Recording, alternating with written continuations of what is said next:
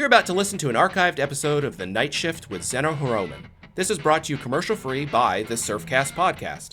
If you're interested in more historical, educational, and entertaining surf fishing content, check out weekly episodes of the Surfcast Podcast available today on YouTube, Spotify, Apple Podcasts, and anywhere else you get your podcasts, including www.surfcastpodcast.com.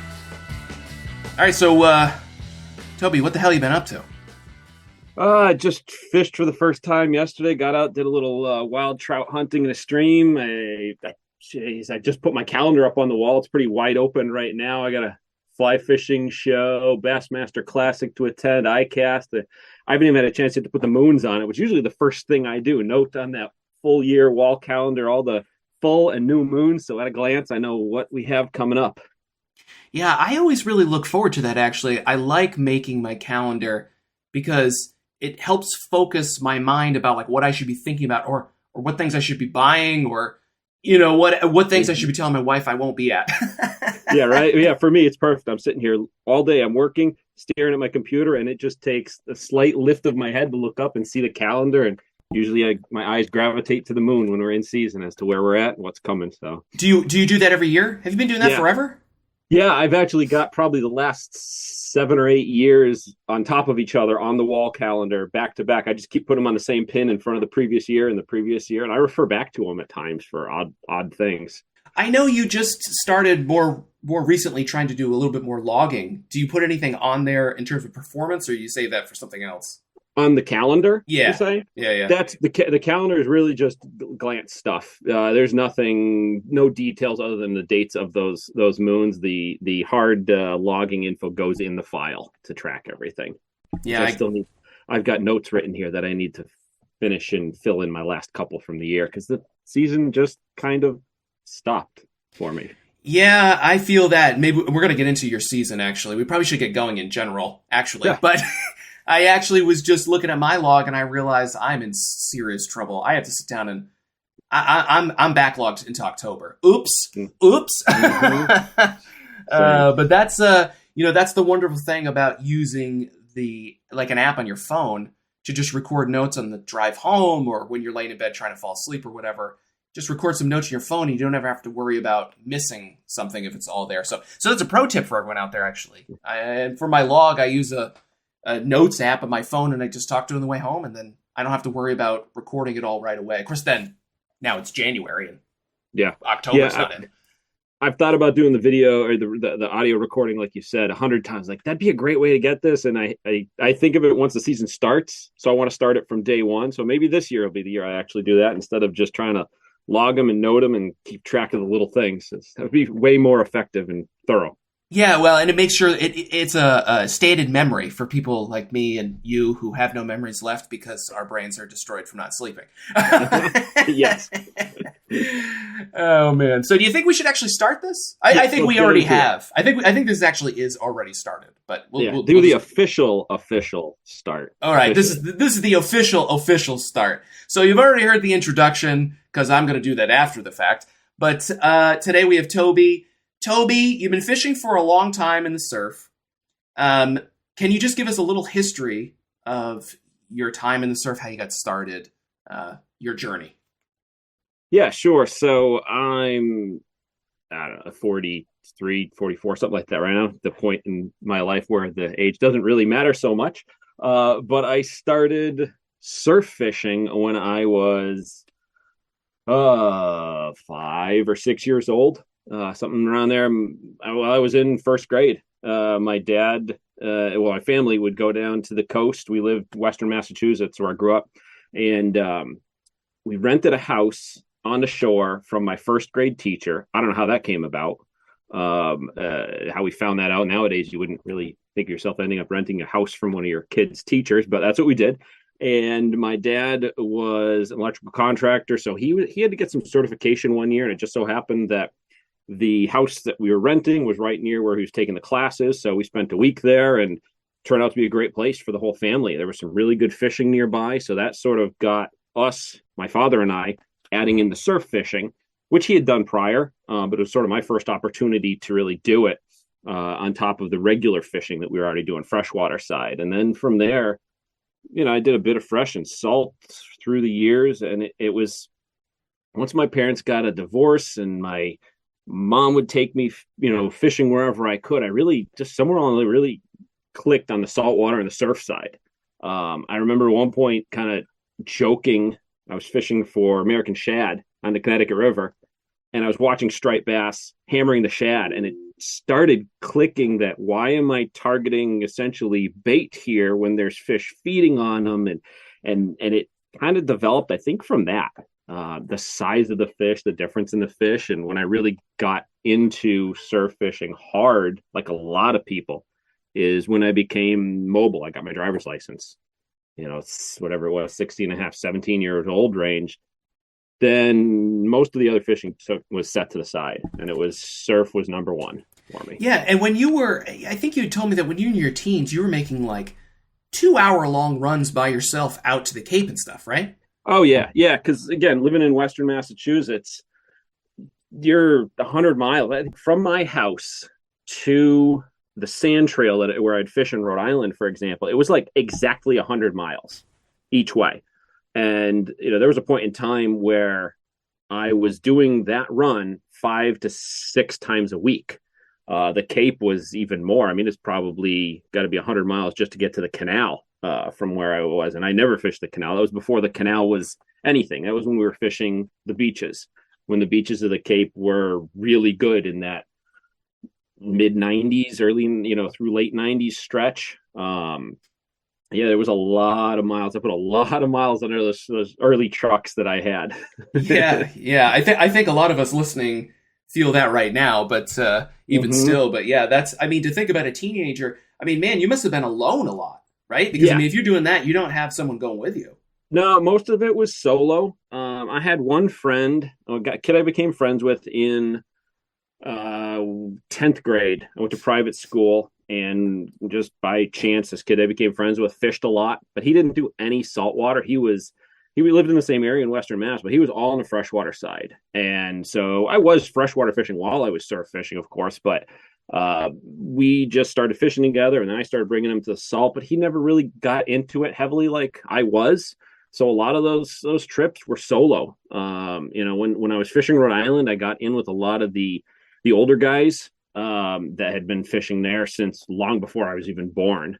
But that, those were my fishing partners, either on my own or guys in their 50s, 60s, and on up early on. And that's really what molded, sort of how I became the fisherman that I am today. And it really affected how I look at fishing to this day and how I treat it, and for better or worse, how I treat others in this game. Yeah. And those older guys, not that they're old, I'm not going to say that, but when you were young, those older guys, they really pulled you into the breachway fishing, right? You got into breachway fishing pretty big. Yeah, absolutely. I was fishing Rhode Island quite a bit. Like, that's where my dad and I would fish. We do the Connecticut type stuff when we do our little vacations, but if it was a weekend trip, and we had my dad had an old Chevy Suburban, just a beast of a truck. I mean, I can still picture this thing. It was brown. It was beige on the top, a brown stripe down the middle, and beige on the bottom. And we had this gigantic box on the front that we built, and rod holders. We built bunk beds in the back, just this rolling monstrosity. And we would go to Rhode Island. My dad would pick me up from school on Friday, and we would go to Rhode Island, and we'd come home Sunday night.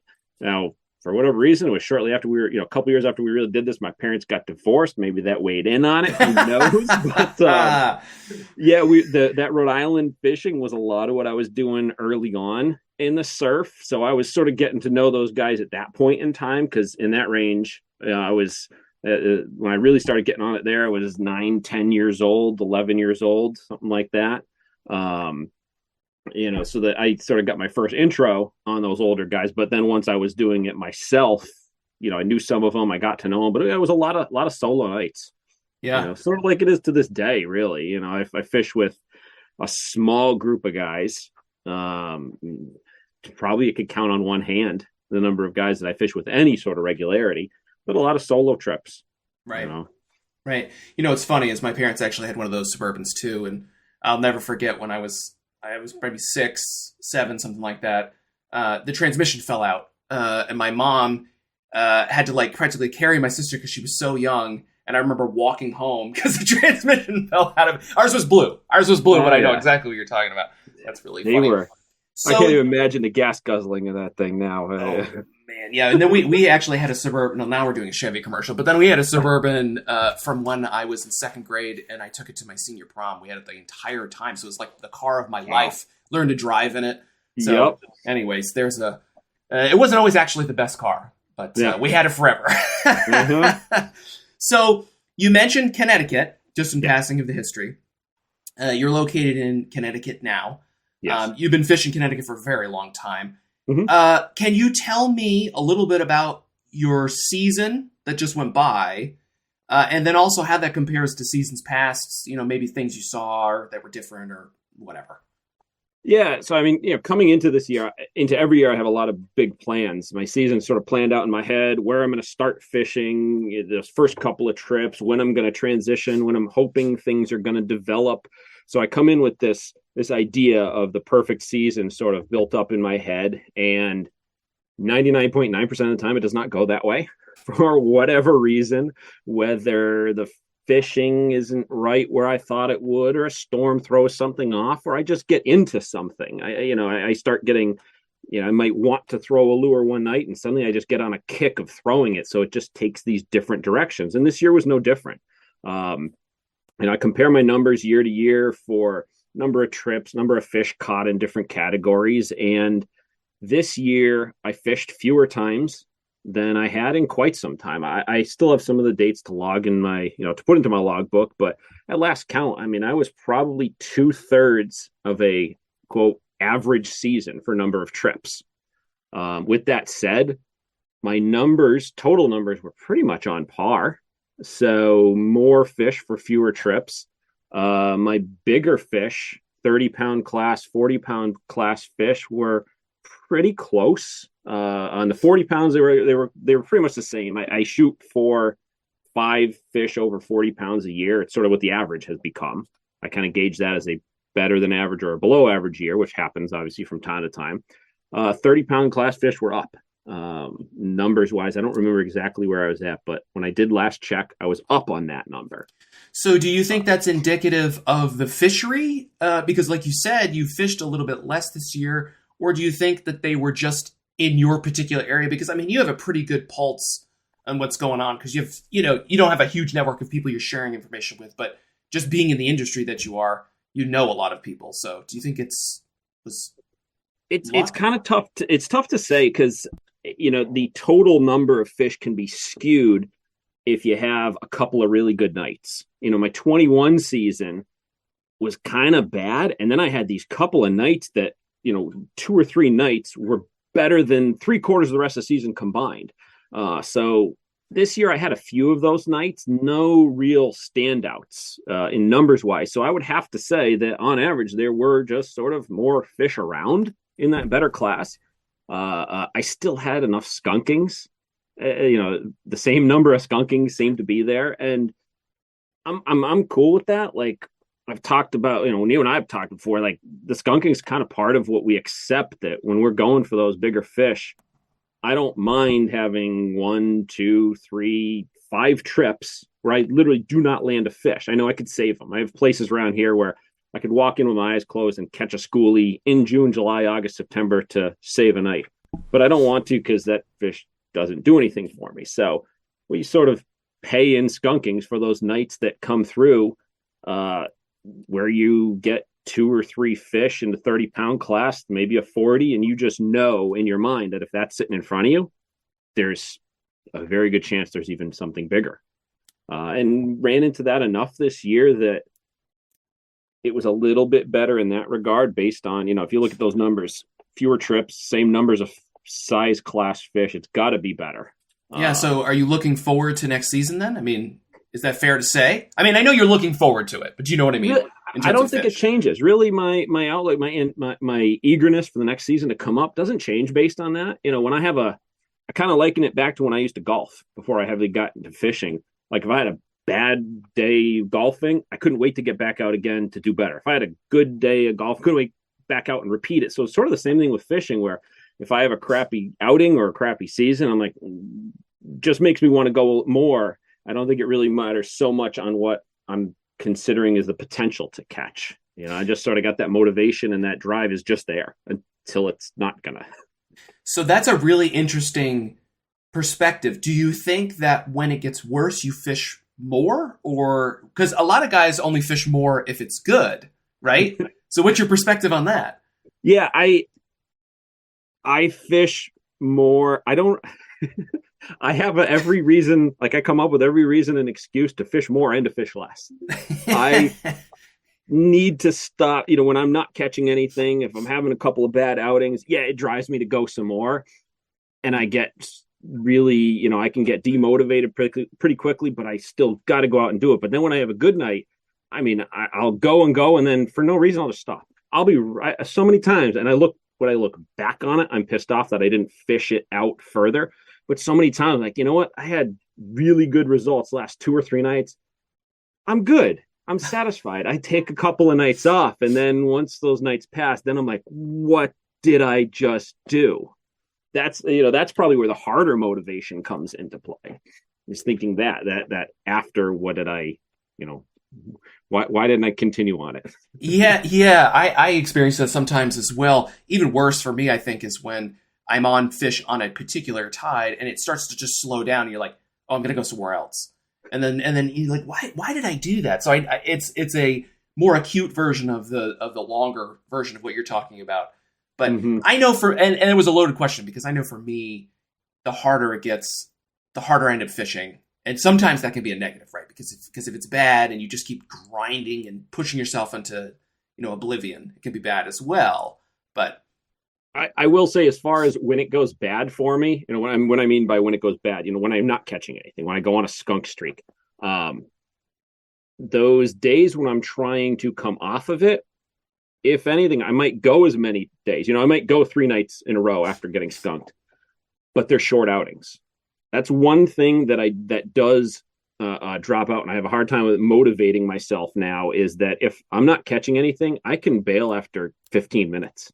I've taken 3 casts. I've gotten completely geared up when I'm plugging in the wetsuit, gone to a spot, 3 casts in. I didn't catch fish the last 2 or 3 nights. I didn't catch anything on those first 3 casts. Didn't have a bump. There's no sniff of anything. And I'm like, I'm ready to just call it. That's when sort of my motivation or my drive does disappear quickly if I'm off of fish. And that's something, I think that's something that's come about in more so in recent years, because I've had some pretty good seasons. So I know, or I don't know, but I have this feeling, and I can feel whether or not that's worth it that night. And if those signs aren't there, it's very easy to me, especially being that the investment to get out and fish isn't very big for me because of where I live and some of these spots that I fish. I fish anywhere from a few minutes from my house to 2 hours from my house. So if, for instance, I go on a spot that's 10 minutes from my house, it's pretty easy to say 10 minutes of fishing for a 10 minutes drive. That's enough. I can go home. Nothing's going on. Right. So you think that some of that is probably experience, right? Because you can sort of walk to the coast and you can walk onto the coast, or onto the shore, and get a feeling, right, of whether it's good, bad, right, wrong, whatever, right? I mean, that's what you're saying as much as anything. Yeah. Oh, yeah. I mean, I say it all the time, either to myself if I'm alone or to somebody with me, like, damn, this feels fishy tonight, or it doesn't. Those are those things we can't really explain to someone who hasn't been there. But like you or I have been together, and yes, we've said this feels fishy. Whether we're catching or not is sort of beside, but we have this thing, this sixth sense, whatever it is. There's a smell, there's something to it that is there. And that, I think that really pushes me. I'll have nights where I'm not catching, but I can go and continue to cast if that positive vibe is there. Yeah. Do you think that, well, first of all, before I go any further, we had an experience like that a couple of years ago on the Cape. I had a good night. I think I'd had a good night, or I'd had a good week the week before or something. And we went and we drove all the way out there. You're driving more than 3 hours. I'm driving 2.5 or whatever. And we get out there and it's like 5 minutes and we're like, well, ready to go home. Yes.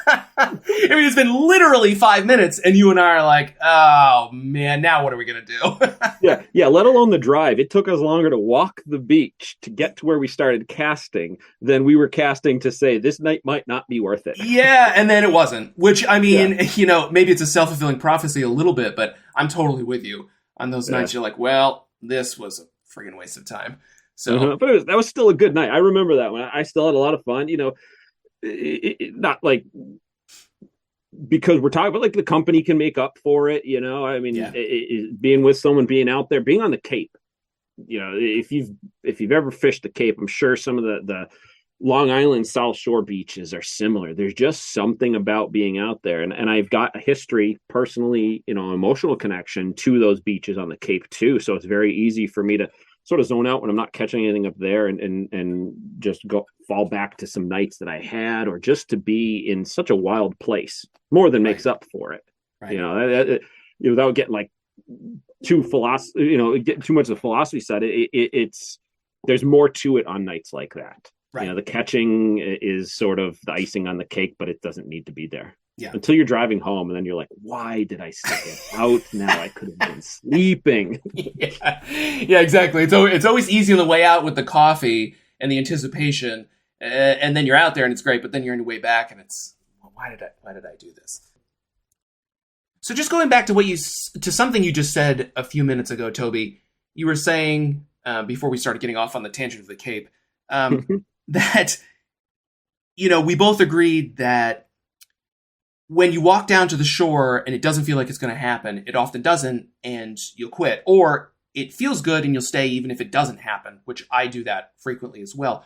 Do you think that's real? Do you think you're sensing something real? Or is it just in our minds? I kind of think it's in our minds, or at least it's in mine, because I've been wrong so many times where I stick it out saying, yeah, this is good. Things look right. Things smell. Like I keep saying smell. There's something about a smell that I associate with a good night. Not that I recall like having a good night and I smelled the fish. Like I've heard guys say they can smell fish feeding heavily on bunker. I don't like really recall that happening, but some nights just smell good. Some nights look good. I mean, I guess if nothing else, because our sight is so reduced because we're out there in the dark that you start relying on these other things. And maybe I am picking up on a scent that I just haven't connected exactly yet. So my, going back to my, the time when we were wild animals that they would pick up on it. And, as humans in this stage in time, we've sort of lost that ability to decipher it. Maybe I'm picking up on it and just not develop the right way to really get it. But I say scent a lot when I'm out there, look, feel, and maybe there is something there. But like I said, if I had to like say with my heart, it's just in our heads. Cause again, I'm wrong enough times and I've stuck it out so many nights when I should not have. That's really interesting. Cause I agree with everything you just said, except for I almost am inclined to say it's not in our head, except with one huge exception, is that I'm also wrong a lot. And I think that for me, I am sensing something that I may be not picking up on, and it's triggering a memory. And so then I'm like living in the past of something. And I think that there are certain things that happen over and over that are sort of connected with a particular bite or a particular spot. And for me, I think sometimes there's certain smells that maybe I'm not, and I have a terrible sense of smell, or a particular sight, or a particular wind that feels a certain way that is sort of connected with a particular spot. And maybe that spot is then associated with some good bites. And then all of a sudden, you're extrapolating that to other spots because you're like, oh, I felt this in that other spot and it's good. But here, oh, it's got to be good. But then you're wasting your time because this spot's completely different. So, so that's sort of my take on that for sure. But so with all that being said, you're looking forward to next year. Are there any sort of things that worked this year that you're looking forward to trying next year before we move into more of our primary conversation about the big soft plastics?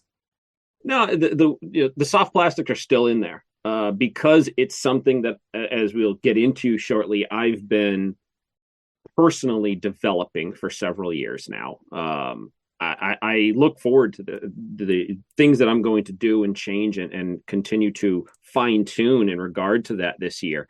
But where I was saying in the beginning, when I come into a season and I have certain things planned out, and I a lot of times go off on these tangents for whatever reason, for instance, one of the nights that you and I were fishing, and I was getting fish on the North Bar bottle darter, which I don't remember why I started fishing it. I think the night before you and I went, I did really well on it, but I don't remember what prompted me to bring it that night, because I'd fished very similar conditions prior to that and hadn't brought it. And prior to this year, I hadn't thrown a North Bar bottle darter in probably 4, maybe 5 years. And then this year, from a certain point on, that was a staple plug in my bag. Even on nights when I wasn't catching on it, there was a little window. So I'm looking to sort of put that back in this year into rotation. But I mean, very likely it could have 2 or 3 outings, not use it. It gets relegated to the stock bag and doesn't see the light of day again. But I'm looking forward to sort of putting that back in. Otherwise it's just sort of, I haven't had time really to fully decompress from last year to fully start looking forward to the new year yet. I'm still, granted, my season sort of just ended in the surf for whatever reason. I still have all my plugs in my garage in the bin that they were last in after I cleaned them from my final trip. I haven't even gotten to that stage now, and I'm probably a month and a half removed from my last trip. So I haven't even fully done everything to close out my 22 season in the surf yet. Yeah, even though it has ended. Yeah, that's kind of how I am too. The bin is still in the front deck even. Yeah. And I went, oof, are those pork rinds going to freeze? Hopefully not. I went as far as removing all the reels and the rods and putting that away, but the plugs are still, and that's usually that's my final thing to close out the season. So sometimes I do push it. I'm holding on to it. That is the last thing where I can finally cancel or put an end to a season. It was when those plugs come in and are put away, it's done. What's really funny is, and again, the audience maybe think we're full of BS because we're recording this, but I was actually going to literally, our generation, my generation uses that word too much, but I was going to literally ask you about the bottle plug because that was so strange this year. Not of course now, there's how many hundreds of guys listening to this going, what do you mean bottle plugs strange? Bottle plugs are the best plug ever. But for you and I, we've discussed the bottle plug and our infrequent use of it as of late, as of, however many years, like you said. And when you told me, I was catching them on the bottle plug, I was like, what? I gotta go search. I gotta go find them. And they're on the wall somewhere, but I can't even remember. So do you think that could happen again? Yeah, because there was something there. There was no real difference. The way I look at it is I got away from it for whatever reason. And maybe I was missing something those last couple of years not throwing it. It was primarily at that one spot we fished. I threw it other places, but even before, when I was fishing it regularly, I fished it there a lot. It's just this place lends itself to fishing a bottle plug. But in recent years, I started fishing more darters there and needles and soft plastics on jig heads, like we'll get into. So it's like I don't pack a bag of 1,000 plugs. I'm very limited. So that also weighs into sort of what comes and goes in my bag, that I'm not bringing everything under the sun. So it's very easy for a lure to fall out of rotation with me. But it could just be that one night where for whatever reason I pack it and then I catch on it again there, that it jumps right back in. I keep trying to put the redfin back in. I bring redfin to redfin spots and I don't catch anything on it. And then it takes a couple of pointless trips and then it gets relegated back to the stock box and I throw other stuff in its place. So let me ask you 2 questions. First, and we definitely want to get to the big soft plastics here, but let me ask you 2 questions. First, you say you carry a limited number of plugs. What's a typical number? Like how many plugs do you think you carry? Of each class. I'm assuming you carry a couple of colors, but maybe not. I don't know. What does that mean? So I fish a 3-tube plug bag. That's it. I have gone over time using everything up to an 8-tube, 4-tube, 6-tube. 3-tube is what I run now, with a front pouch. So I'm not going to count any of the soft plastics that I stuff in the front pouch, but just in the main 3-tube section with 3-inch tubes, I'll probably do 2 plugs inside each tube. So, 2 metal lips, 2 bottles, or if I'm throwing darters, I can probably get 3 in there, and some needlefish around the edges.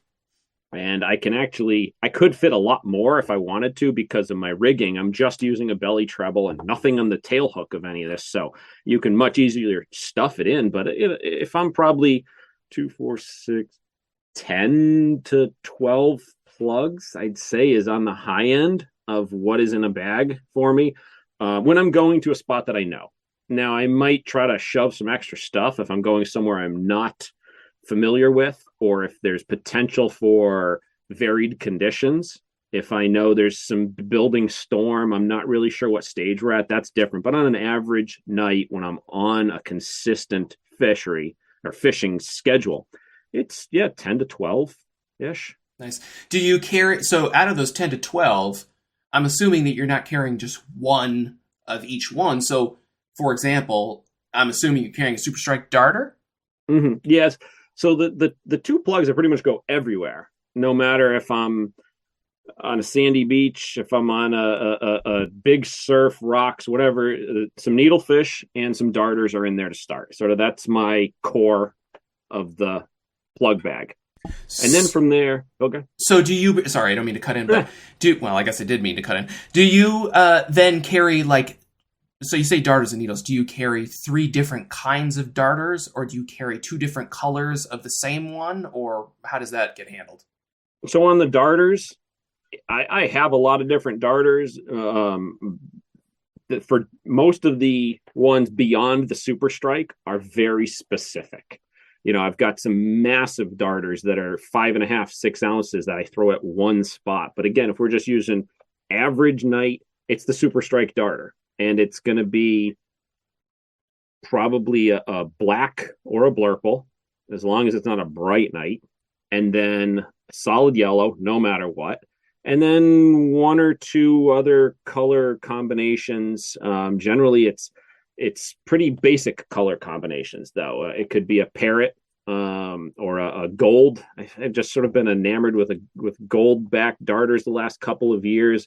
And with the golds, it's funny, I don't care what is from eye level down on the plug. I do just as well gold over white, gold over yellow. I've got some that I've marked up to look like bunker. There's something just in my head that as long as it's got some gold, I've got the confidence in some scenarios and I've done well on it. So that's really the only fancy color on the darters other than your real simple black, yellow. I don't find myself throwing a white darter enough. Yeah. I've got a bunch of them and I'm like, that needs to get fished more. Why don't I throw the white darter anymore? And I didn't throw a single white darter last year. I don't think I threw one the year before. Yeah, but but you are carrying a couple of colors each night, though. Yeah, I'd say if I was just packing without looking at what the conditions are, I'd say if I was going out tonight, I'd grab a yellow darter, a black darter, and probably a parrot to start. That would be sort of my base. And then if I realize, again, I'm not looking at any moon right now as I'm just talking. If I then realized, it's not a dark night, that black or blurple would come out, and maybe I'd throw in an extra lighter color, the gold, or if it was a dark night, I might add one more to it. But yeah.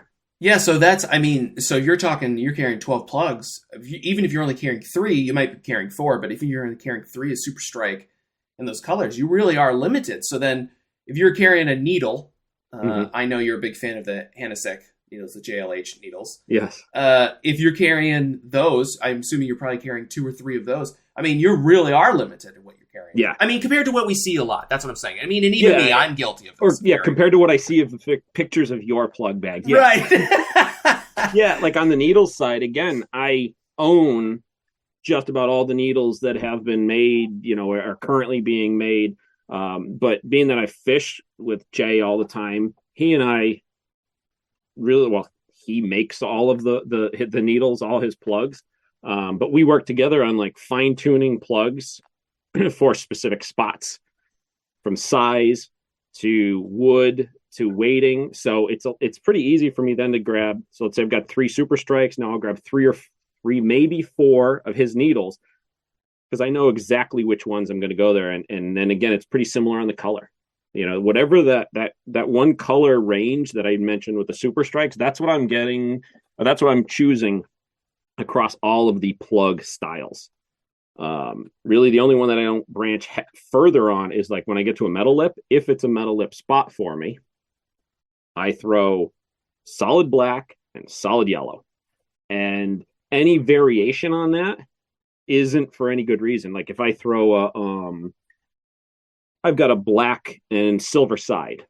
The only reason I throw that on a certain night is because I just happen to grab it instead of the black one. Like I'm not on my metal lips for some reason. I'm not as married to really fine tuning colors. I want it dark, I want it light, and I figure I can catch on one of those in those metal lip spots, or I'm not going to. Interesting. So do you think, and this is probably a good transition to the soft plastics, but do you think that's because those are so much quote unquote louder, they have so much more vibration that that's more important? Or do you think it really is more, again, just angler preference in terms of the color? The color for me, most of the nights on those metal lips, I will pack, like I said, a dark and a light, a black and a solid black, solid yellow, let's say. And my preference of which I'm going to throw first is water clarity. No matter what the moon is doing, let's say, if the water is really dirty, I do way better on the solid black. I don't know if there's actually anything going on with them seeing it any better. Again, I think sort of like you're saying, they're more keying in those cases on that vibration and the movement. I have had some nights where I'll be, let's say, throwing the yellow, nothing. I throw the black and they're on it. And then I start cycling back and forth to see if they're just there or if it's something with the color. And there's been a lot of nights where on that, that evening, there was something about the color.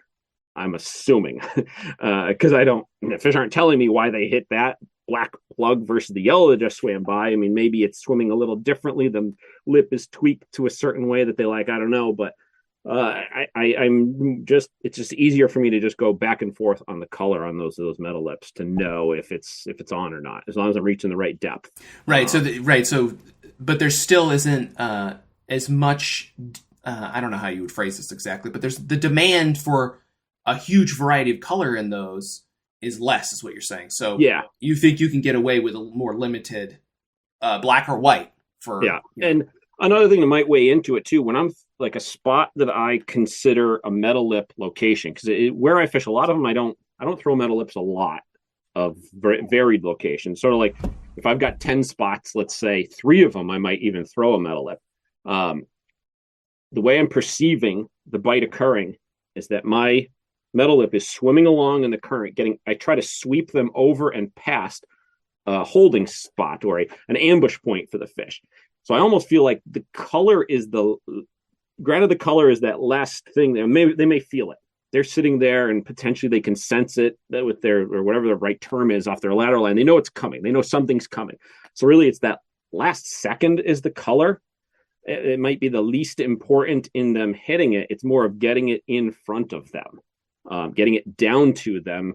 I don't fish very many surface metal lips. I throw other stuff when they're running shallow. It's really working the depths. Again, going back to with the stuff that Jay's making, he's got plugs that work specific depths for specific scenarios. So I can know that if I grab this one or that one, I know I'm going to reach 8 feet. I know I'm going to reach 15 feet. I know I'm not going to get under 6 feet with that one, for instance.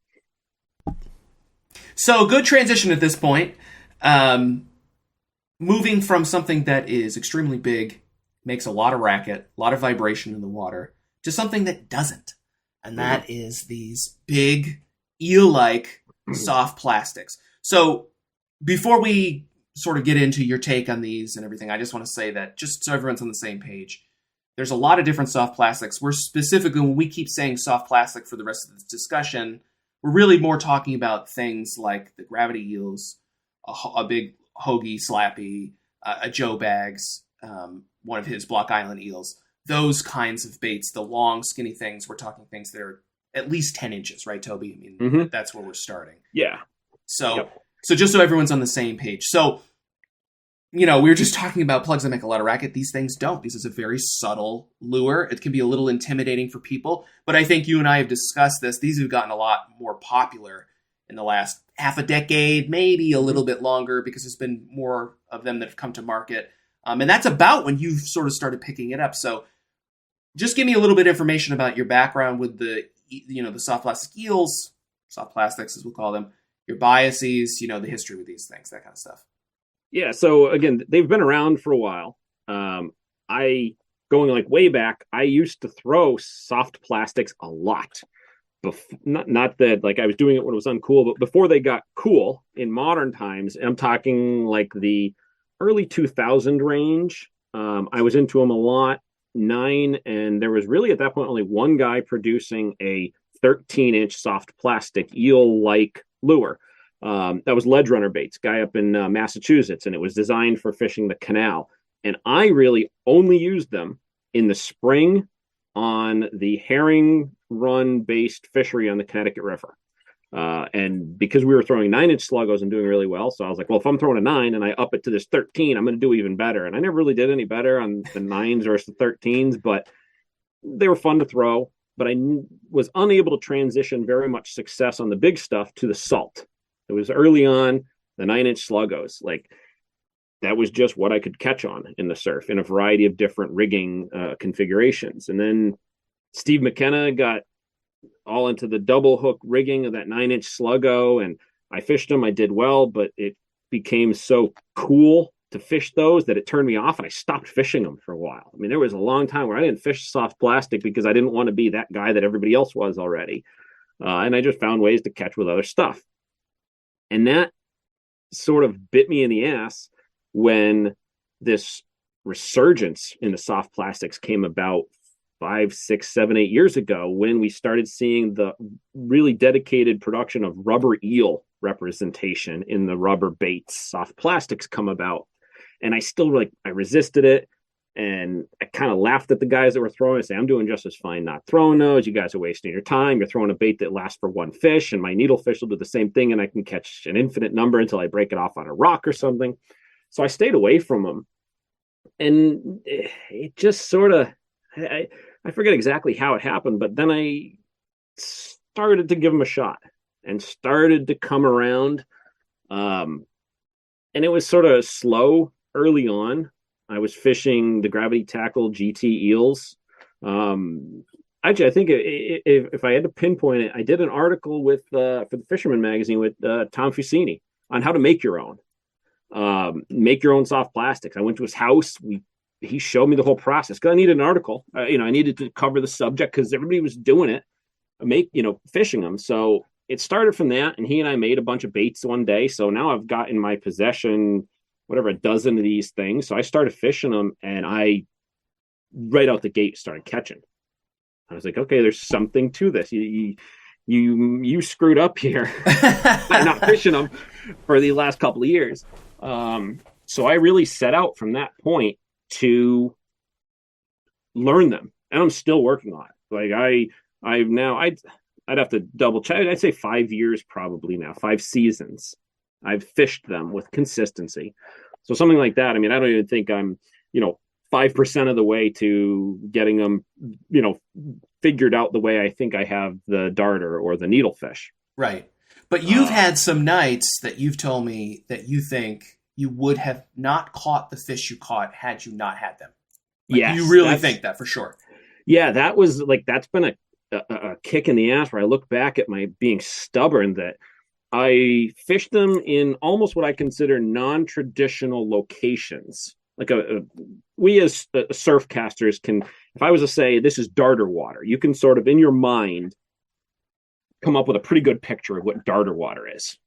And a lot of darter water, I throw these big rubber eels. Okay, and interesting. It's, that cross sweep. They're not, but it's very dependent on the current flow. So I'll adjust which soft plastic I'm using, the rigging, the weighting throughout the tide. So where I said I have, a dozen plugs, 10, 12 plugs, whatever in my bag, I'll have my front pouch just jammed with these soft plastics because I'll need unweighted of 12-inch sluggo for, the certain stage. I'll need a swim bait style rigging, like the big Owner Beast or the I'm drawing. What was the one we're fishing now? The BKK. BKK, thank you. Yes, or the BKK unweighted at certain times, and then as the tide or the current builds, then I'll switch over to a straight Joe Bags his jig heads on the lighter jig heads on the rubber eels, and then throwing that jig head with the GT eel can fish a different stage of the tide. But when it gets to a certain point, maybe the Block Island eel is what you have. So I've really become obsessed with like fine tuning within the evolution of the current in front of me at these darter spots, how to best present these big rubber eels. And what that has taught me is that on nights where I'd be throwing a darter and I'm into fish, and then it would stop. If I throw on the right rubber eel for that stage of the tide, I'll continue catching. So then I start thinking back a couple of years ago when I had a good bite on the darters and I wasn't fishing the rubber eels yet. What might I have done that night if I had been fishing the rubber eels instead of being a stubborn ass and refusing to throw them? Yeah, right, exactly. Oof, the as the kids say, FOMO. Right. What was my article? Fear of what I might have missed out on, or that was one of your first columns in Surfcasters. Yeah. And that's what it is. Like I look back on that, and that's, I'm a very stubborn person in a lot of ways, and like this is a great example when it came to bite me in the ass. But it's then pushed this obsession of figuring them out. Perhaps at the, I'm ignoring other things I could be throwing, but right now that's what I'm concentrating on learning. So why do you think they work? So what is it do you think? Because we know. So for example, you keep saying darter. Super strike dart is legendary, and many of us think, if there's a fish that can be caught, it can be caught with that plug, with exceptions for sure. But what do you think then makes the difference in these particular cases with these? Why do they work so well? So the first thing you got to take out with the soft plastic is no matter how you've got it rigged, you're limited a lot by how you can, your casting distance. So like you compare obviously your best cast with any particular soft plastic rubber eel versus a super strike. It's a whole different range of the water that you can cover just from shore. So when I start considering that in closer range with the soft plastic, I'm able to put it in front of the fish's face better. Going back a few minutes ago when I was referencing the metal lip, putting it in front of where a fish is holding, that's what I'm really trying to do, is with changing which rubber eel I'm using, which rigging style I'm using.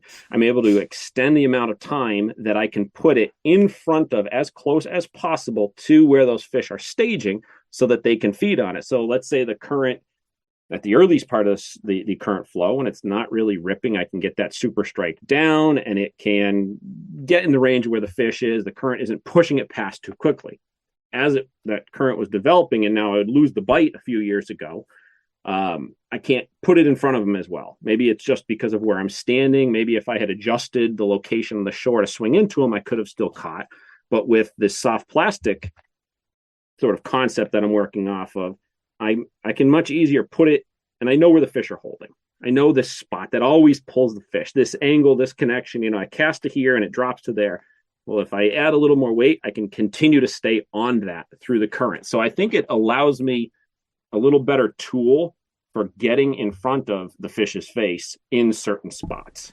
So that's really interesting, because I didn't expect you to say that. I think that's a really interesting perspective, because when I asked, why do you think they worked? I expected you to say something like, well, they're very lifelike. They got a lot of action. But instead, you're saying that just in a lot of the same way as a bucktail, you're able to tune them. So you're able to do micro adjustments to keep them in the zone, right? That's Yeah, it's kind of funny too, like that you mentioned the bucktail. I've tried this stuff with the bucktail, and I haven't been able to do it the same. I do really well with bucktails in like breachways and outflows.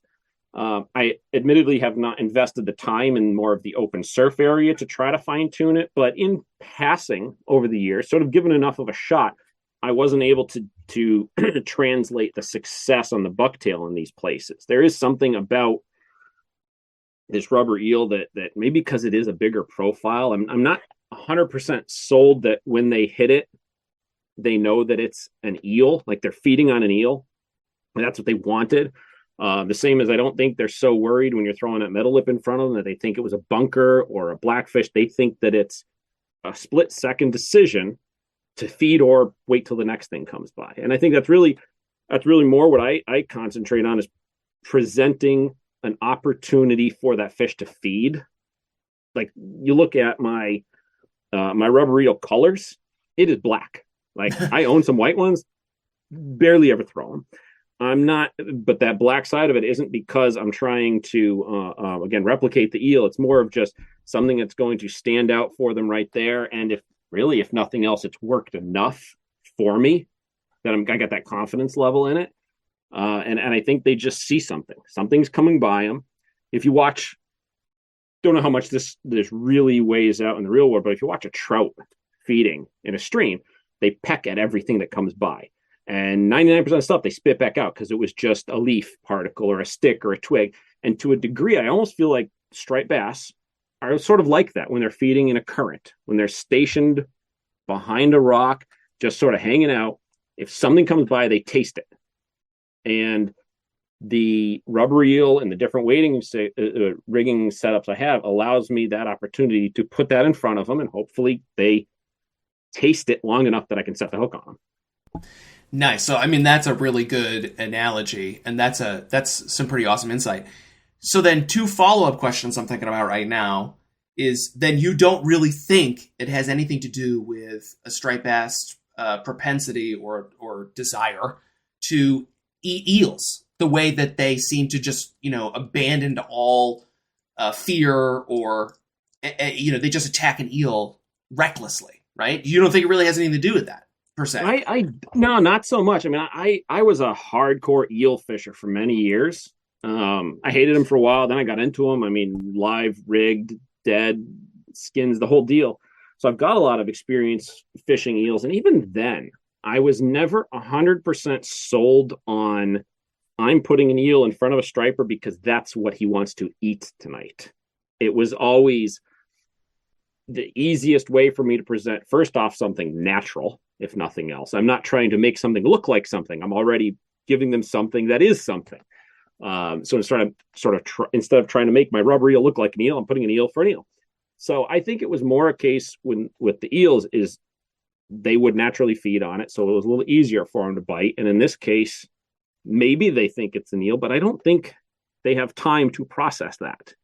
Again, because I really, like I said, that little trout thing, it's when I first saw these couple of videos on trout feeding like that in the stream, it wasn't that long ago. It was within the past 5 years or so since I've gotten back into trout fishing.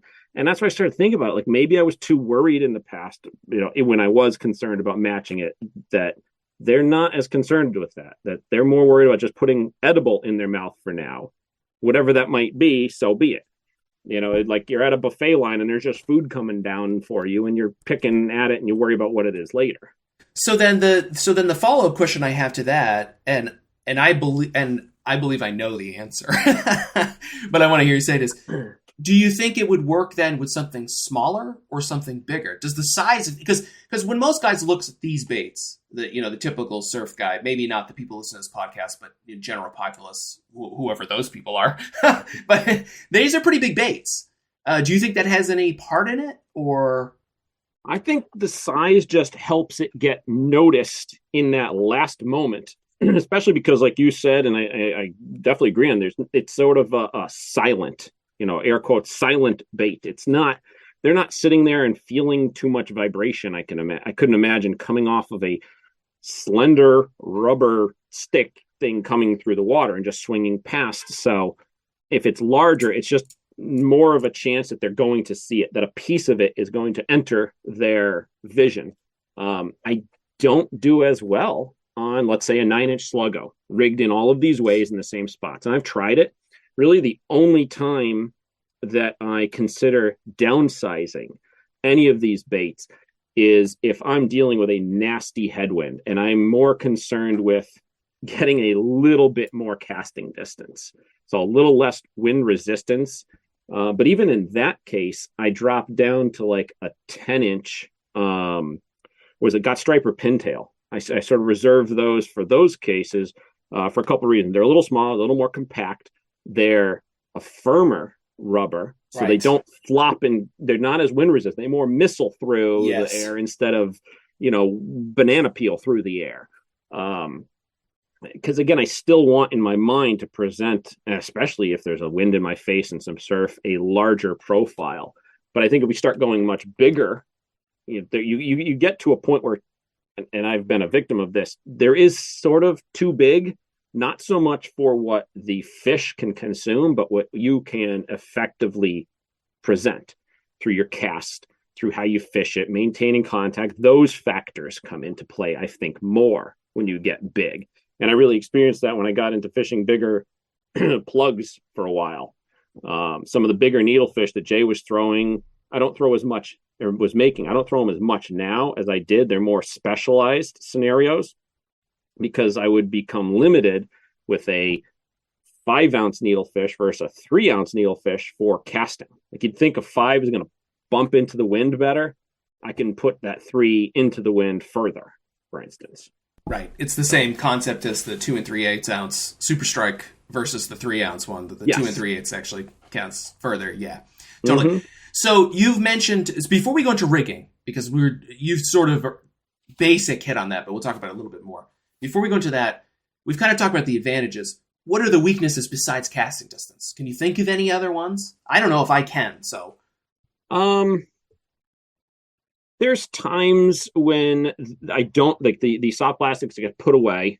If the surf is just too much, if there's too big a surf, I'll stop throwing them. I've got, like I said, those got stripers. I'll throw those in some of the bigger, but it even gets a point where that's too much. A crosswind, because it's difficult to stay in contact. So in that case, I want something that's going to bite, regardless of what the surf is doing. And a little, to a degree, some of the locations, if it's just too sticky of a spot, I don't really want to fish something that in a pause is going to sink down in as quickly as the soft plastics will. Those are probably the biggest drawbacks to fishing them. What about durability of these things? Like how many fish can you get? That kind of thing. That weighs in on the rigging. I find that how you rig it greatly affects the lifespan. Obviously, the softer the rubber in the first place, it's not going to last as long. You can offset that with zip ties, locking it on the hooks, putting zip ties in places where the fish's teeth will actually rub on it.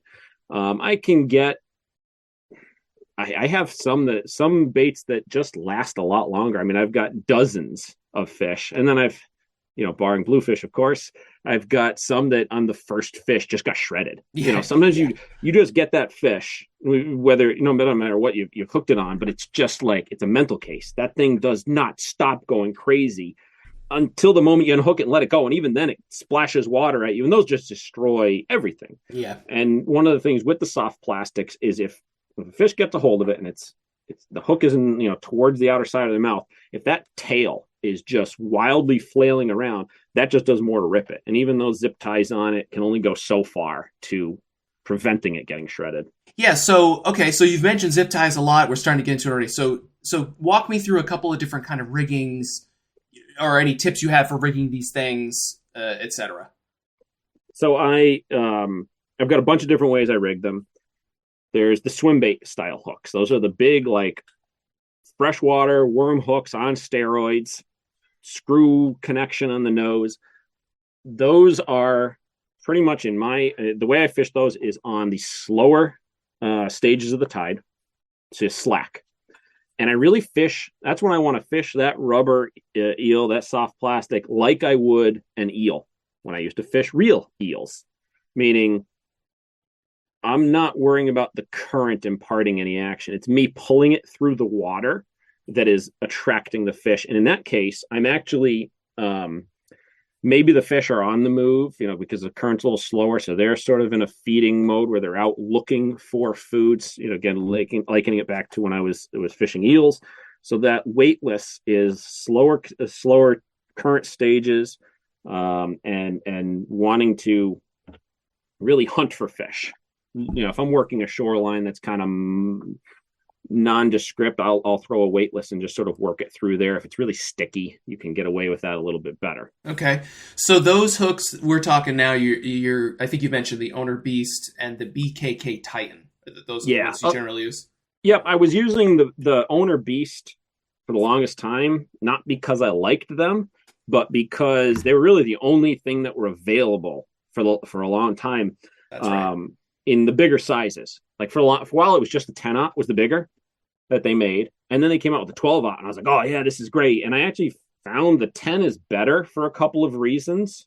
It's the same, as far as I know, it's the same gauge wire on the 10 and the 12. Yep. So once you get to the 12, you've got a bigger gap that actually flexes and bends. I mean, you can take a 12-aught and bend it between your hand, hold the point and the line tie, and you can bend it pretty easily. Whereas on the 10-aught, it doesn't do that so much. Absolutely. Couldn't agree more. I mean, I use those a lot, and I absolutely agree. The 10-0 is the stronger, even though it doesn't make any sense because it's smaller, for sure. And you don't lose that much. Your hook point isn't that much further back. Yep. If you put them next to each other, it is, I don't know, a half an inch, which on a 13-inch bait, that's nothing at that point. The other thing I like about that slightly lighter hook in the 10-aught versus the 12-aught, total weight, because even though they're the same wire, there's still more mass. It's slightly smaller, right? Yeah. Right. Is on the 10-aught versus the 12, it comes through the water more horizontal, whereas once you step over the 12, it starts to nosedive on a pause. Now, granted, as the current's starting to go and I want a little more weight, that 12-aught can come into play and help a little because it's that first stage of adding weight to my progression of rigging. But more often than not, I try to squeak out the 10-aught weightless before I jump up. I'll skip the 12-aught unless I really, for whatever reason, need to throw it. If it just happens to be what I grabbed, if it's all I had left at the time. But like I said, I started with the Owner Beast until I got the BKK Titans, and I'm extremely happy with those. Given 1-to-1, I'll take the BKK now. Every day. Oh man, those hooks are so sweet. They are so good. There's just something about them. They're stronger. I think they're a stronger hook 1-to-1. Yeah, I think without making it a BKK commercial, BKK, are you listening? I think the BKK hooks are better because of their shape. I think that's one of the huge factors. First of all, they got a really long point, which makes a big difference. But these hooks have really good penetration because they're so thin. Doesn't really matter the owner or the BKK, but it's that really squared shape, so they don't flex as much. So I think it's the shape of the hook in totality that doesn't deflect as much when you set the hook and you're fighting the fish. Because I think that they probably will bend under similar force, although I actually don't think that's true. I think the BKK is still a little bit stronger, but it's going to be close. But I think the deflection of an owner is way more than the deflection of a BKK. Yeah. The one thing I do, which is funny though, like I don't like the screw eye that comes on the BKKs. I throw those away. I need, for my rigging purpose, I need the owner center pin. So it's the needle down the middle and then the coil going around the outside. I can't rig of soft plastic straight if I only have one corkscrew. I need that guide. So that's an interesting thing. Yeah, you're right. You're right. BKKs off, whatever model hook, curly screw on they use, and then I bought a giant pack of the owner ones to put on all of my rigging. So that's funny. So that's the first rigging method, which is the weightless. So that's how the weightless go. And on those, I'll fish all three styles that I'm primarily using, meaning the 12-inch Sluggo, the Gravity Tackle 13-inch GT eel, and the Joe Baggs Block Island eel. Now, before you go any further, I'm going to jump in. Do you think this is a loaded, biased question, but do you think that the 12-inch Sluggo is like the Block Island or the Gravity? Because to me, it seems like it's a lot different. What is your take on that? Very different. Okay. On the weightless, I can interchange the GT eel and the Block Island eel. And both of those sort of go back and forth, which whatever I grab is fine. However, they're separate from the 12-inch Sluggo. It's got more weight, more mass. It swims a lot differently. On the weightless form, I would prefer the Sluggo, hands down to the other two. They get cast better, and I've had better results fishing it on the weightless side. I never fish them with weight. The 12-inch Sluggo just gets fished weightless. Once I start adding weight, it's out of my equation. My only problem with the 12-inch sluggo is just getting them. Nobody seems to carry the things. You can go direct or you can stumble across. I'm still fishing off of like 3 packs that I bought forever ago, close out at Cabela's, and I think I have 1 left. That's one of my things I need this year to restock is that 12-inch sluggo, because I've now found that slot in my progression of the soft plastics where it fits the bill, and it's the best option for me. Nice. So, sorry, I interrupted you. You were about to go off of the wait list, and I brought you back onto the wait list. So, go ahead. So once I start adding weight, for the most part, I remove the swim bait hook out of the equation.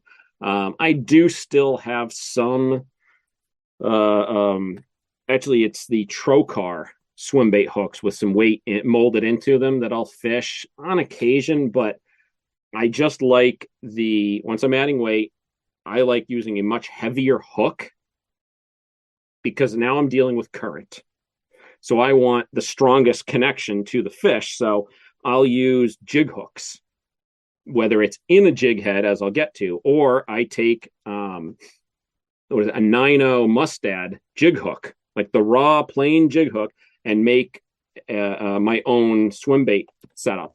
And that comes off of that time earlier when I had met with Tom Fusini, before there was really anything being mass produced, and he showed me a way of producing a semi-weighted swim bait hook off of that jig head hook, where you take a rubber core sinker, you peel the rubber out, open the split a little bit, force it over the hook shank, and mash it down sort of right where the head of the jig would go. Now, the reason that is beneficial over just a regular jig hook, which we'll get to, I think, is because where your weight sits, rather than the weight pulling the jig down, because the weight is in front of the hook eye. If you're looking at a jig head, the jig eye goes into the weight and back, and there's sort of a nose in front of it. So it has a different angle. So it pulls it at a different angle versus when you put the weight on the shaft of the hook and your line tie is sort of above it, it has more of a flat glide and it allows it to glide a little better and more of a horizontal sink rate to it.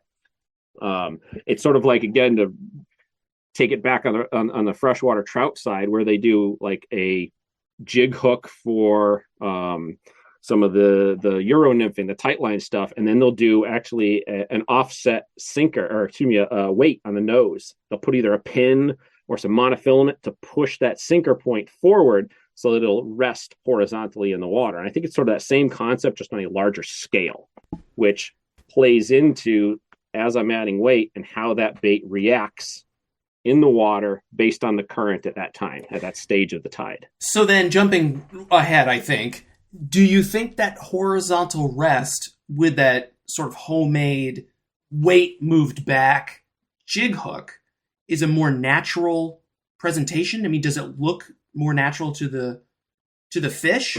Why does that work, is what I'm asking. Yep. I think at the tide, or at the current stage that I'm fishing those, it does, because I'm using these in stages where the current is just building. Sort of in general, the first hour and a half to 2 hours of the current. So it's building and approaching the peak. So in that time, there's more of an opportunity for that bait either at rest, when it's swinging, when I'm giving it line to fall horizontally. Whereas, because you don't have the current pulling it as strong yet. Whereas once I step up to the regular jig hook, I find that it doesn't matter as much how it's falling, because the current is pushing it along. So it's almost like the current is holding it up. So it doesn't matter. Right. But you got a little more weight once it's against the current to actually keep it just riding straight. Right. Because then once you get to more current like that, you're again starting to get into more of a bucktaily kind of situation where the current and then your pull on it with the line is keeping it the nose up kind of versus. Yeah. Because, when I'm fishing, if I'm standing on a spot, like a location that I know, a rock that I know fishes well with soft plastics in a current, I will adjust my cast. If I know, 40 feet over, there's a rock that I want to try to hit. That's where there's something there that the fish hold on. I will adjust my cast, meaning different degrees up current to swing down to them. And I'll sort of do that. I'll cast close to it. As the current's increasing, I cast further up current to allow more time to get down. And I add weight as I go because I feel it's not spending as much time in front of them. They're sort of getting swept past too quickly, even by starting higher in the current. So it starts off deeper, being lighter, that current just pushes it up. So that's why I'm building from on those homemade jig heads. What is it? For just under a half ounce to a 3/4. Once I got to go over a 3/4, now I step into the jig heads and I jump back to a half ounce because it swims and holds differently. Interesting. To 3/4 to 1. In general, barring big surf, big wind, crazy current, I don't go over a 1 ounce for these situations, for where I fish. Okay, so that's really interesting. So there's a little bit of an overlap then because of what you're talking about, where you're moving the weight forward, which is making the bait swim differently. So you actually go up to 3/4 and then come back down to a half ounce when you go to the jig head. Yeah. I like that a lot. So before we move to the depth, because that's the next question I want to ask you, but I just thought, what are the jig heads that you actually use? Like, what ones do you prefer? Yeah. And what do you look for in a jig head for these? Especially since you're not going above 1 ounce. Yeah. Right? So it's very specialized. And fortunately, not to just, like we were doing BK, not trying to plug one guy specifically, but the only hook that I found, or the only manufacturer so far that I found, is Joe Baggs with his, actually he makes the SPJ, and I didn't understand the difference between the SPJ and the eel hook for the longest time. Even though I was fishing them both, I didn't know what the difference was. So on the SPJ, that's a soft plastic jig that is fine from everything from 1 ounce and above. They're all sort of the same. But the eel hook, or the eel jig, was on the half and the 3/4 head. He used the 8/0 hook, whereas on the half and 3/4 ounce head SPJ, he was using maybe a 6/0 hook. So what I'm able to do is use the heavier hook from the bigger jigs that are, the standard hook in the 1, 1.5, 2, 3 on up in that half and 3/4 ounce weight head. Which is funny if you look at it. If you look at a half ounce eel jig next to his half ounce SPJ, you can see the difference. The head is a different beast. But those 8/0 Mustad jig hooks, they will open on something crazy. I've had some start to open at times, or if I just used them too much and worn them out. But otherwise, it once I get into the jigs, I like what Joe is producing. I've tried some other manufacturers that do produce a lighter weight with a heavier hook, but they're shorter shank hooks. And I'm not going to mention anyone specific. I don't find that works as well for durability of the soft plastic. It's sort of like that 8/0 Mustad is the good balance of strength of the hook, enough meat of the rubber that you can rig them so they don't fall apart as quickly. It doesn't seem to tear out as fast. So for me, it's just been the right combination so far. Got it. So, and that 8/0 homemade swim bait sort of dealio where you open up. Well, actually, the homemade I do on 9/0s. A 9/0, but that's the same hook, right? It's the same. If you want, I can get the model number. I have it on the shelf here. Okay, we'll put it in. We'll put it in. Yeah, right? We'll put it in after. Yeah. Yeah. I'll put it in the description. So yeah, it's the same Mustad model hook. It's just the way, like for instance, with Joe's, he had it produced based off the 8/0 size. I'm sure if I had his mold and a Dremel, I could make it fit the 9/0. Right. Yeah, right. That's not really an option. So the 8/0 is really up to the majority of the standards. I mean, I've landed plenty of large fish in current on that 8/0 to not have any concerns with it. Right. Whereas a 6/0 and a 7/0, I've landed some fish, and when you go to unhook it, I mean, that thing is like, how did this fish stay buttoned? And it's surprising that just on that 1 or 2 size difference, it's so much different in the gauge of the hook that they're using to produce them. Yeah, it's not like the swim bait hooks with its very progressive changes, right? It's a big difference. It's not the same wire. No. It's a big difference. Yeah. So do you use a snap with these? I do. I use a snap on everything. Okay. When way back in my evolution, when I was fishing with the old timers in Rhode Island, they probably would have thrown me in the water if they ever saw me put a snap on a jig. on a bucktail when we were bucktailing. You had to tie direct. But granted, that was also in the days of like duo locks and coast locks. So you couldn't get a coast lock on, and the dual locks, you sneeze at them and they'd open up. So we always tied direct on the jigs. Now that I use, I call them the paperclip style, specifically, running the tactical anglers I've got one here, 125 pound. Yeah. That's sort of my universal for everything. Yeah. On the artificial side, obviously, if I'm chunking or eeling, no snap. That's other conversation. But for these rubber eels, regardless of weightless or with weight, I run the snap on them. And that is partly because I use snaps on everything, and partly because I'm changing the weight and the rigging, within 10, 15 minutes. If I'm clipping my leader back each time for that and retying, granted, I'm shorting my leader, I might lose 1 or 2 casts total on a night. Not the end of the world, but maybe that was the cast or 2 that produced that big fish. So it's an efficiency issue. And I don't find any problem, knock on wood, now that I've said it, with these things opening up. As long as there's no user error involved and you don't try to extend the life out of something that really cost 5 or 6 cents, they stand up. As soon as I see, I check them after every outing, take my leaders off, never reuse an old leader. If there's any flex to it, I throw it away and start with a new one. So I'm always running fresh, and they are more than up to it. Yeah. Okay, cool. So before I ask you the depth you use these things at, because I think that's important. Since we're talking about snaps and you just mentioned leaders and stuff, what kind of rod are you using to throw these? Because I think a lot of people worry about, they're not very heavy, even up to the 1 ounce jig, but that's your top number, right? That's the heaviest you're using. So what are you using to throw these things? The vast majority of my time fishing the surf, I'm using the Lamiglass 1321M. So it's the 11 foot. It's, that gold standard surf rod. It's why I have shoulder problems. It's why my arm hurts. It's why my back hurts when I fish a bunch of days in a row. But it's more than up to the task of subduing the fish that we're targeting. And even though it's, I don't know what the rating is, 3 to 8, 4 to 6, whatever it is, it throws these lighter things fine. You're not, in the first place, you're not distance casting a weightless, even the 12-inch sluggo, which is pretty heavy. You're not getting crazy distance, no matter what. No. And as long as you load the rod properly, I think if anything, it might help me using something like a GSB series, the way it loads, that softer rod versus a snap whippy modern high-tech rod, which I've tried and I cannot get used to for many reasons, but you definitely can't get the distance on those. I mean, every so often I'll break out an odd rod that I've got, because I just want to fish this manufacturer. I see that rod. I haven't fished it in 2 years. I want to fish it. Well, it's a fast action, whatever.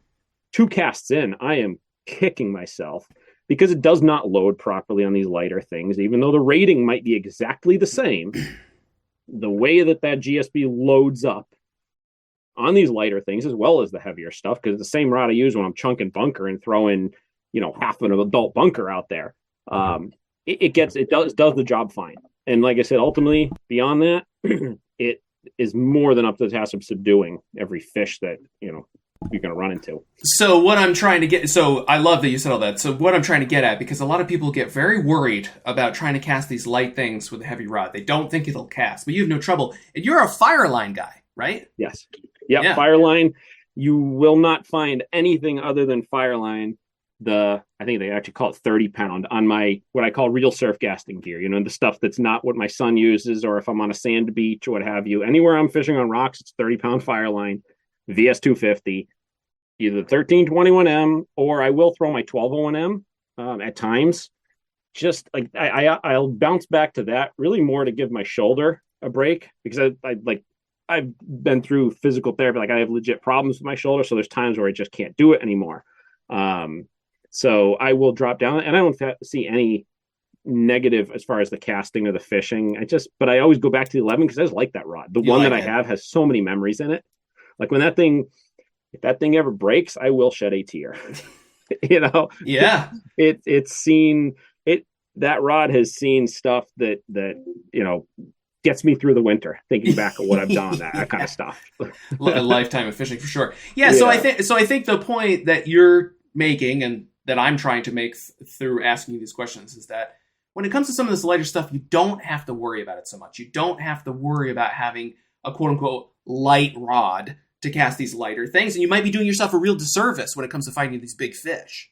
Yeah, what I would say is, so long as the action on the rod is correct, meaning sort of in this range, more of a parabolic, you are better off being too heavy than too light. If I was throwing, let's say, the 11-foot L version instead of the 11-foot M, I might be able to cast that weightless a little bit better. But I honestly don't think I'd be able to cast even just comparing the 1 ounce as well.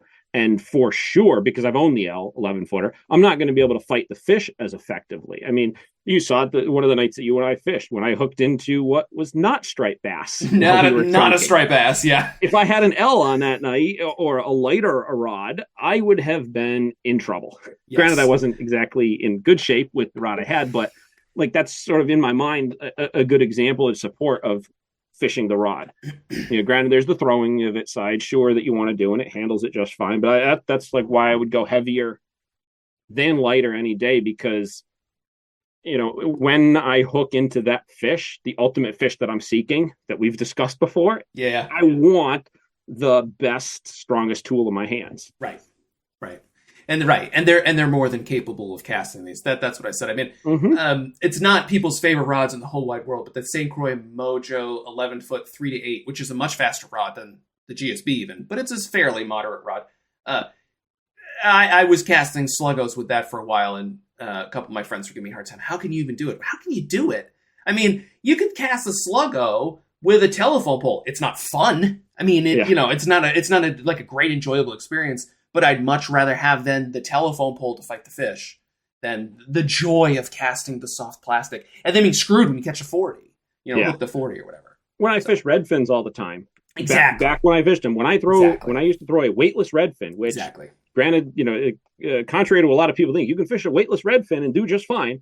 I threw it on the 1321M. Yep. And aside from when I was casting into the wind, which you're screwed no matter what with a weightless redfin, it cast it just fine. Right. It was more than up to task. Could you just pick it up out of the box and throw it? No, you do have to modify your cast. You got to think what you're doing. You don't just step up to the plate and muscle it.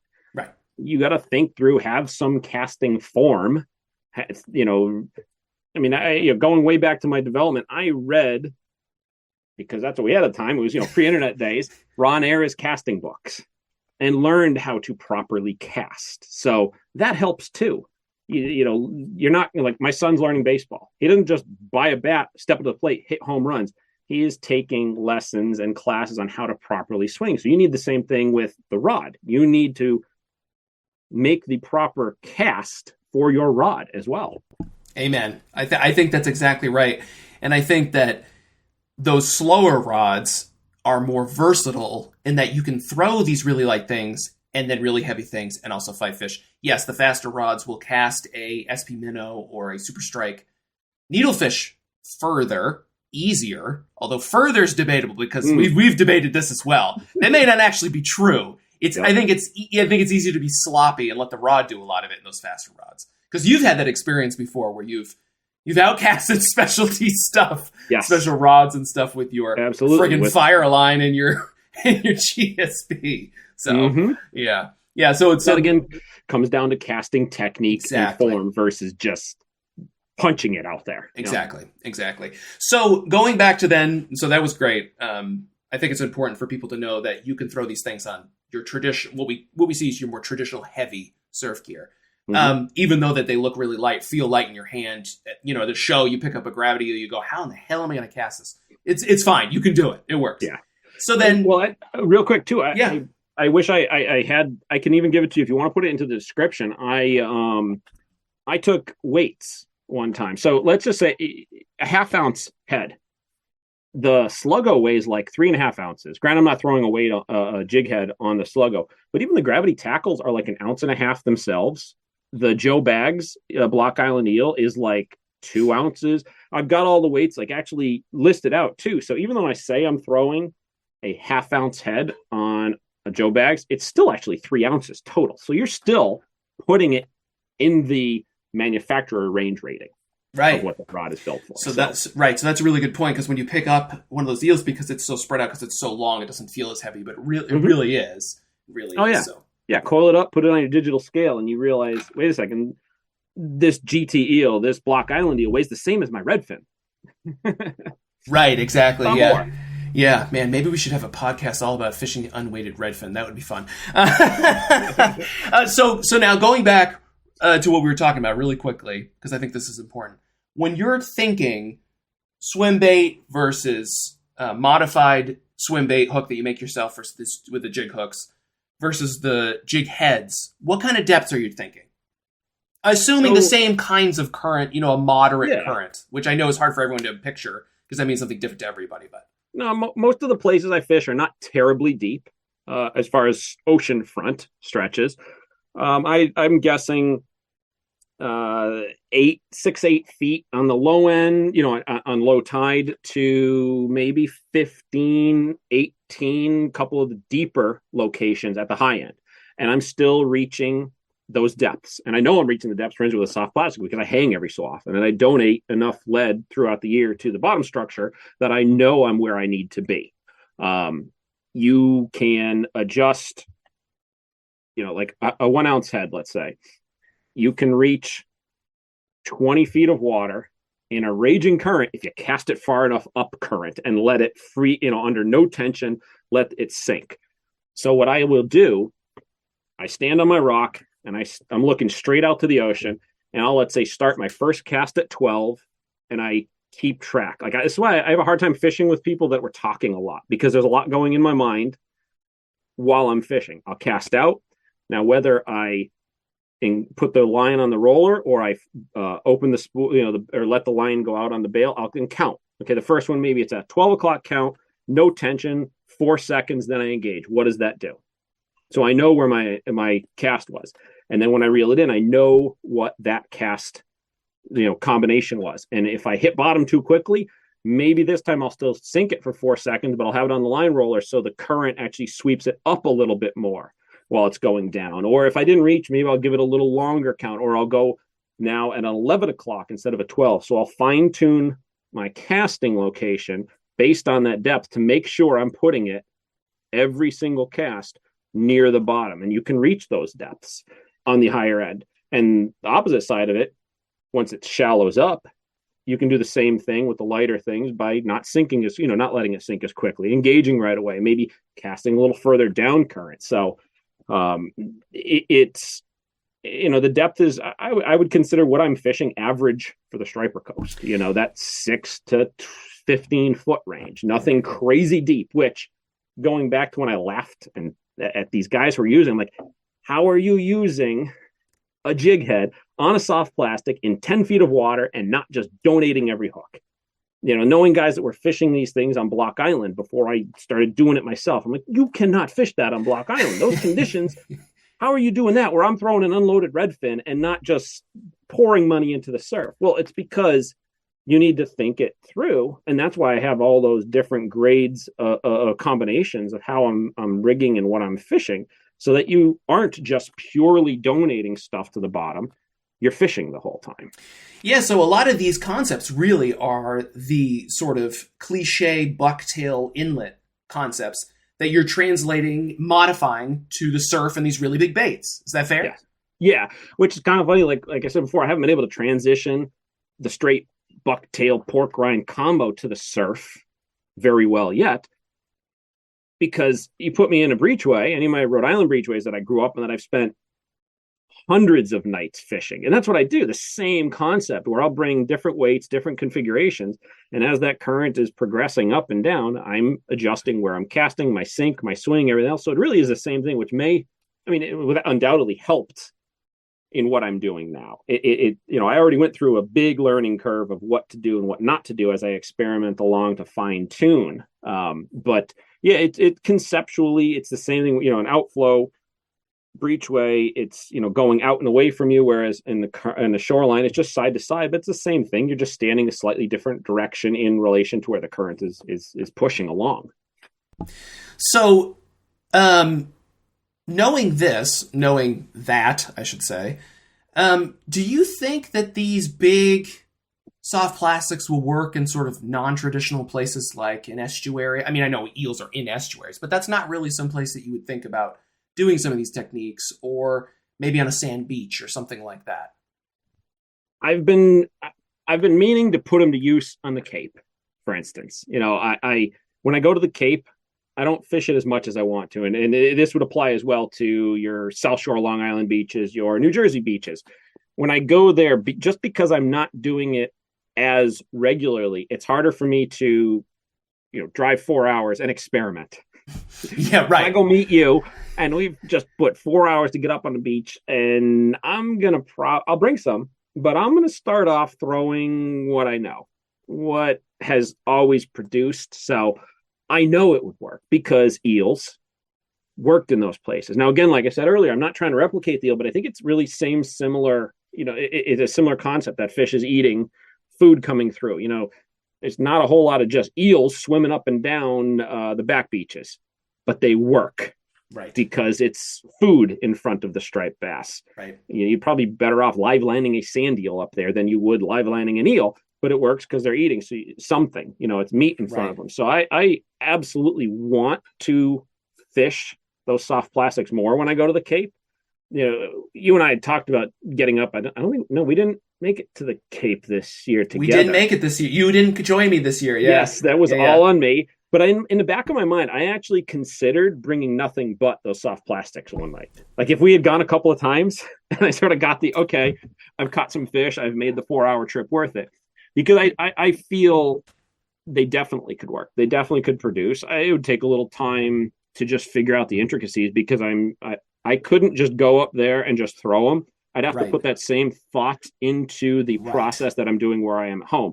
But again, it's easier for me to sort of mess around with that here local when I'm going to the same spot 5 nights in a row. Right, exactly. I mean, in full disclosure for the audience, I mean, I have been absolutely just decimating out there with soft plastics. It's just, I haven't been using the big ones. I've been using the smaller stuff, which really I do think, so I'm primarily using the Sluggo, the 9-inch Sluggo, on a 1/2 ounce head. I mean, that's primarily what I'm using out there. And I do think that a lot of times that's what people are thinking about when they think about these soft plastics on a jig head. They think of something 1/2, 3/4, 1 ounce on a small soft plastic that sinks and fishes like a bucktail. And so for me to say that I'm doing very well on that, though, and then say, well, then of course your things will work, it's not the same. And I think that's what we're trying to say. These really are a totally separate category, even though they're made of the same material and they might even be kind of the same shape, that they really are something different. And there's something, if you want to compare, like, it's almost counterintuitive that the smaller bait kind of like sinks faster and doesn't react the same. If you compare with the super strike needlefish, the, 6.5 inch versus the 7, like the two largest size. The largest size doesn't actually sink, even though it's heavier and bigger. It doesn't sink as fast as the next size below it, and it doesn't swim the same. And it's sort of that same concept with like a 6 or 7 inch Sluggo on a 1/2 ounce jig head versus a 13-inch Block Island eel on the 1/2 ounce head. They just totally differently. It's almost like comparing a pencil popper to a darter. They're different. They're so different. Yep. And I think that's exactly right. And I think that's also true. And I'm interested to hear your final comments on this because we've been going for a while now. These do not have a paddle tail. And I think for a lot of people, soft plastic means paddle tail. Do you think that's important? Joe Bag's Block Island eels, and he also has the Patriot fish. He has a paddle tail. Yeah, he has a paddle tail version in an 11-inch version. I think it's called. Isn't it the Patriot fish? Is that what it's called? I can't remember. He yells at me all the time for not having it memorized. Yeah. It's the same exact length though, but it's got a paddle tail. But it has a paddle tail. Yeah. I have not done as well on the paddle tail version.